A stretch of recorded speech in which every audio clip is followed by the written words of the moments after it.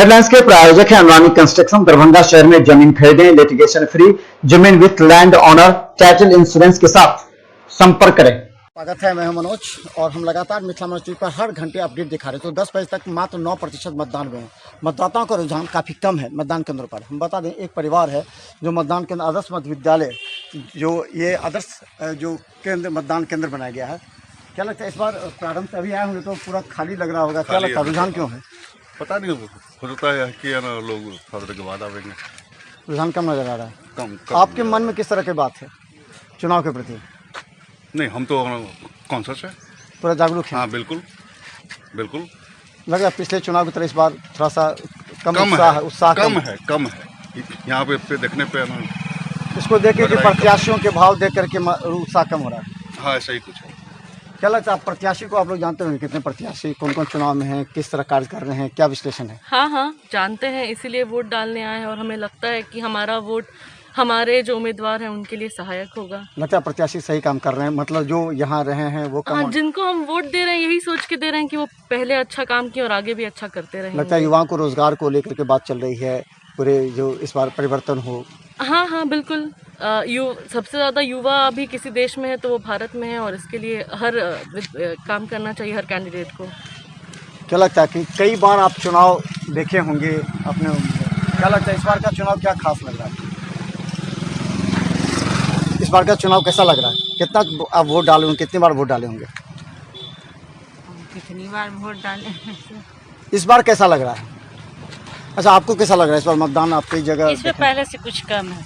अच्छा, और बाद से कोरोना लेके इससे इस कारण से कुछ कम नजर लगता है लोग जागरूक है। करो यहाँ तो जागरूक लग रहे हैं, लेकिन बाजार में जागरूक लग रहे हैं।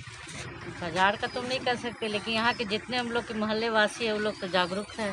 शहर में देखते हैं लोग किस तरह निकले हैं कोरोना को लेकर। लगता है कि भीड़ भाड़ रहता है वो। हाँ, भीड़ तो लग रही है।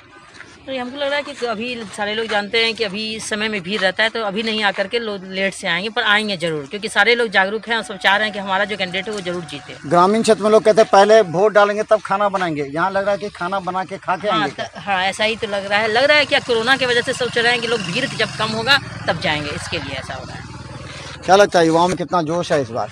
युवाओं जैसे मेरे जैसे लोग जो पहली बार वोट डाल रहे हैं वो मतलब जागरूक हैं कि जैसे उम्मीदवार काम करते आ रहे हैं वैसे ही करेंगे, और जिसको दे रहे हैं उम्मीद करते हैं कि वो पहले से अच्छा काम करे। जब बटन दबा रहे होंगे पहली बार तो कैसा महसूस हुआ होगा?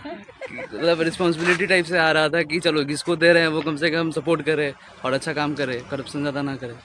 तो नगर में जो व्यक्ति काम करेंगे, जो व्यक्ति अच्छा काम करेंगे, मैं उनको वोट देकर जिताना चाहती हूँ, ताकि हमारे नगर में काम हो और बेहतर काम हो, जिससे हमारी भी प्रोटेक्शन हो।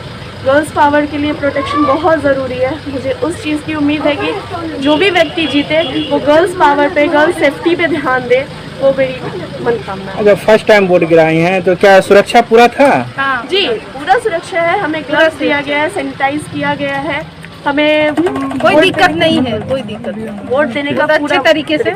युवाओं का सबसे ज़्यादा उमंग देखा जाता है, और हम बता दें आपको कि जितने परिवार हैं इस बार ये सोच करके पहले कम आए कि पहले जो 3 घंटे होते हैं वो काफ़ी भीड़ भरे होते हैं।